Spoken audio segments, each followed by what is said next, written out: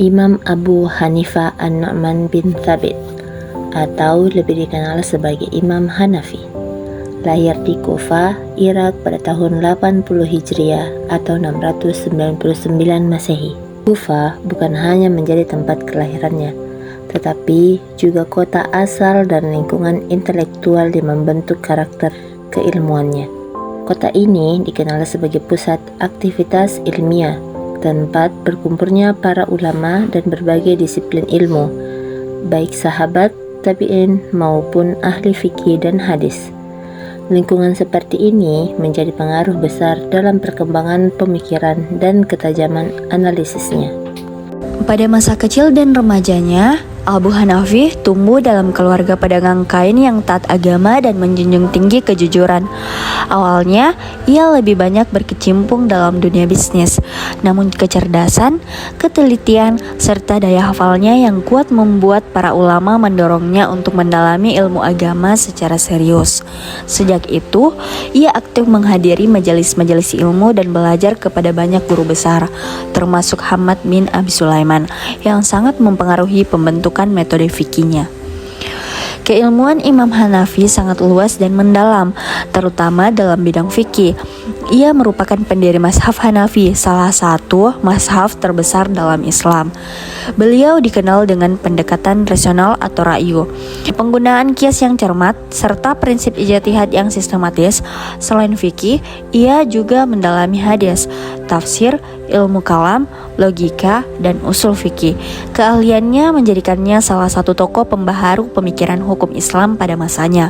Murid-muridnya seperti Abu Yusuf, Muhammad Asy-Syaibani, dan Zufar memainkan peran penting dalam menyebarkan dan membukukan mazhabnya ke berbagai daerah, termasuk Irak, Persia, Asia Tengah, bahkan hingga Turki dan India. Imam Abu Hanifah wafat pada tahun 150 Hijriah 767 Masehi di Baghdad. Ia meninggal dalam masa tahanan setelah menolak jabatan sebagai hakim negara karena khawatir tidak dapat menegakkan keadilan secara independen. Sikapnya ini memperlihatkan integritas moral dan keteguhan prinsip yang menjadi ciri khas kehidupannya. Kehidupan Imam Hanafi berada pada masa keemasan peradaban Islam, yaitu akhir abad 1 Hijriah hingga awal abad 2 Hijriah. Periode yang dipenuhi perkembangan ilmu pengetahuan, perdebatan intelektual, dan lahirnya banyak mazhab pemikiran besar. Selain dikenal sebagai ahli fikih yang sangat rasional, Imam Abu Hanifah juga terkenal dengan akhlaknya yang luhur. Ia memiliki kebiasaan rutin melakukan ibadah malam, sering berpuasa, dan dikenal sangat dermawan terhadap fakir miskin serta para penuntut ilmu.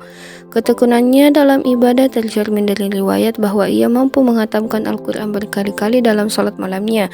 Dalam proses pengajaran, Imam Hanafi selalu mendorong murid-muridnya untuk berpikir kritis, tidak menerima pendapat tanpa dalil, dan berani berdiskusi secara ilmiah.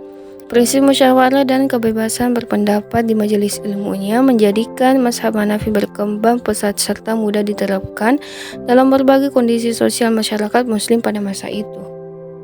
Imam Abu Hanifah juga dikenal sebagai tokoh yang sangat hati-hati dalam menetapkan hukum.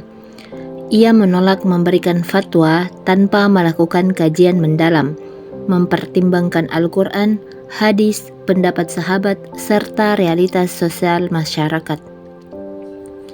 Ketegasannya dalam mempertahankan kebenaran tampak dalam berbagai peristiwa, termasuk ketika ia menolak memberikan hadiah atau jabatan dari penguasa demi menjaga independensi ilmiahnya. Selain itu, metode istinbat, hukum yang ia kembangkan, menjadi pondasi kokoh bagi mazhab Hanafi, yang kemudian dikenal sebagai mazhab yang fleksibel dan adaptif terhadap berbagai situasi.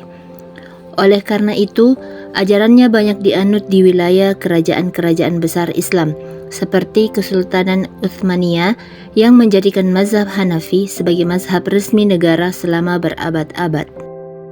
Selain kontribusinya dalam bidang fikih, Imam Abu Hanafi juga memberikan perhatian besar pada penataan metodologi berpikir dalam kajian hukum Islam. Ia menekankan pentingnya konsistensi logika, ketelitian dalam memahami nas, serta urgensi memahami tujuan syariat maqasid asy-syariah. Dalam banyak kesempatan, beliau mengajarkan bahwa hukum Islam harus membawa kemaslahatan bagi umat, bukan menyulitkan. Prinsip-prinsip inilah yang membuat mazhab Hanafi banyak digunakan dalam peradilan dan pemerintahan karena dianggap mampu memberikan jawaban praktis terhadap permasalahan yang kompleks dan terus berkembang pada zamannya.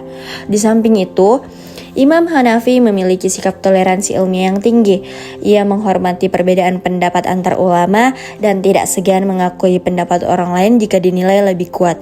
Kerendahan hati ini menjadikan majelisnya sebagai ruang dialog yang sehat, tempat para murid bebas menyampaikan argumen, bahkan berbeda pendapat dengannya. Warisan intelektual Imam Abu Hanafi tidak hanya terletak pada karya dan mazhabnya, tetapi juga pada tradisi keilmuan yang ia bangun, tradisi yang menjunjung tinggi kebebasan berpikir, adab berdiskusi, dan pencarian kebenaran secara jujur.